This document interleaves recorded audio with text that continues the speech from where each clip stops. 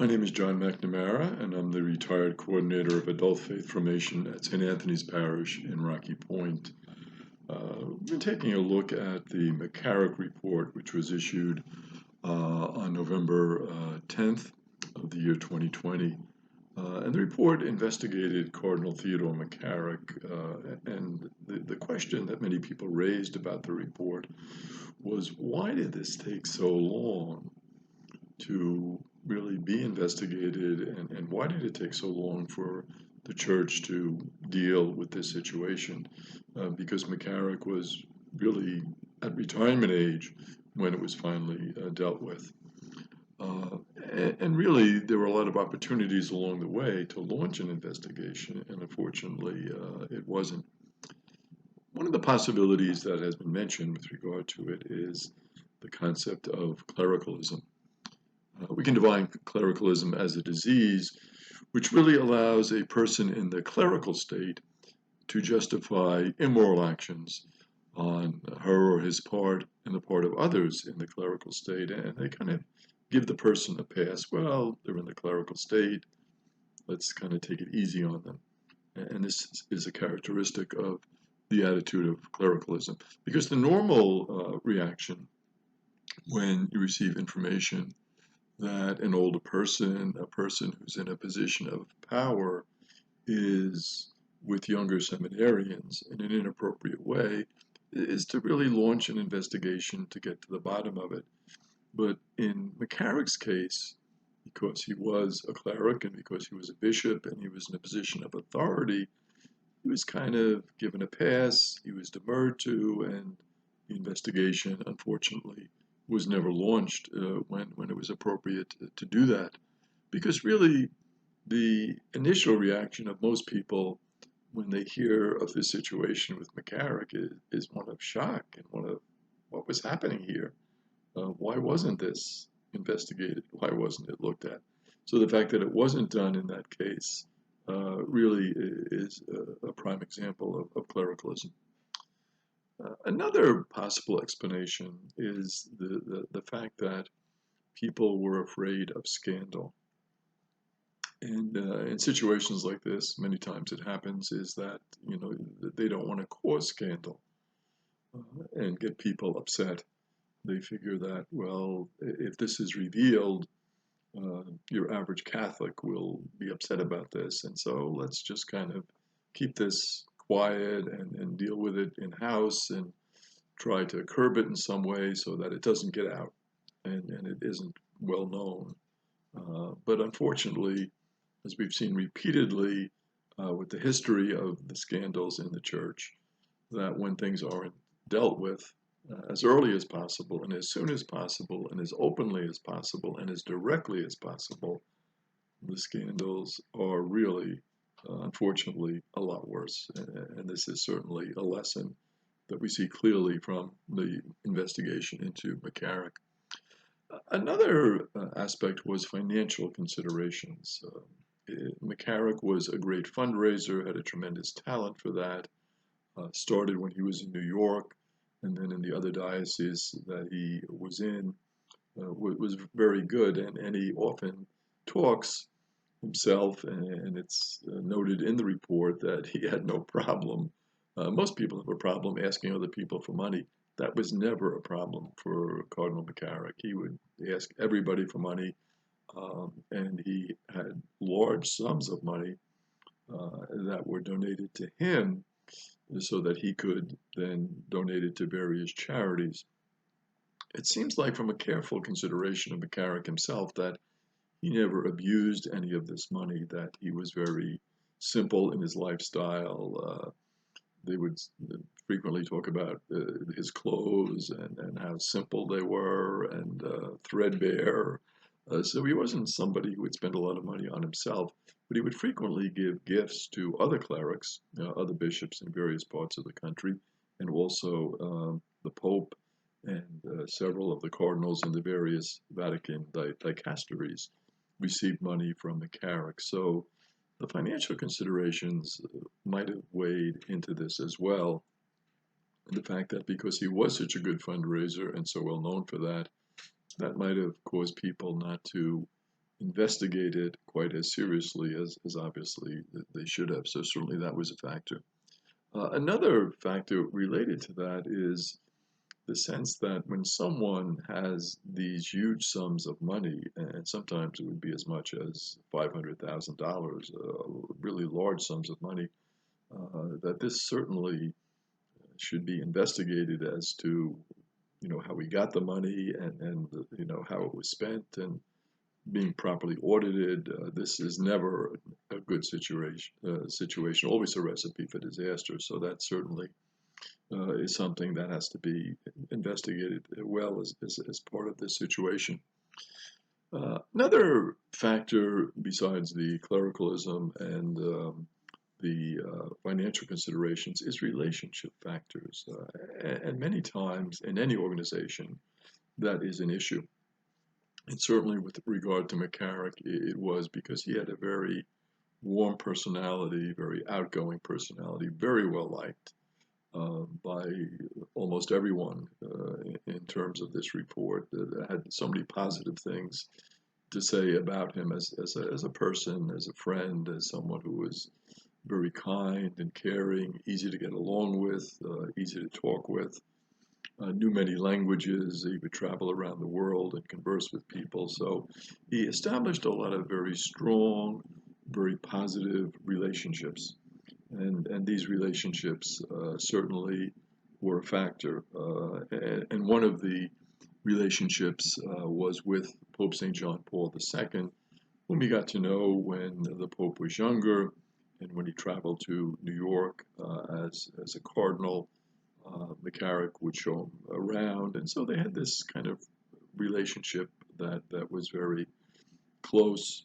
When they would meet in Rome, they would joke together, that type of thing. If there was a big event, like a World Youth Day event, McCarrick would be there and he would be speaking with the Pope. So they knew each other very well, and when you have that type of relationship, sometimes when things come up, you just kind of discount it as a rumor, or I'm not going to really believe that. I know him personally, and so certainly those relationship factors enter into it. Another aspect is some of the historical and cultural factors, and again, that seems to have been a factor in terms of Pope St. John Paul II. One of the things that he had experienced when he was in Poland is that the Communist Party would try to put different labels on different clerics and say that this cleric, did this particular action against the state. Particularly popular clerics and clerics who were very well known, and their reputations were attacked with false considerations. So the Pope was aware of that, he had experienced that, and thought that maybe some of this was at play with regard to McCarrick, maybe some jealousies or things where people would distort the truth or make things up because he knew McCarrick on a personal level and figured, well, this maybe was similar to what he experienced when he was in Poland. Of course, the factor here is that this was not the Communist Party that was putting out these allegations. This was other priests, bishops, cardinals who were making these statements.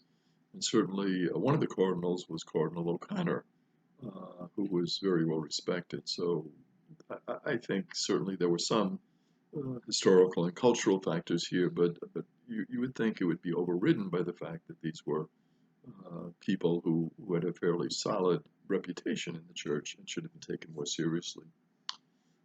Another factor in terms of why this went on so long was deceitful and misleading statements from the bishops.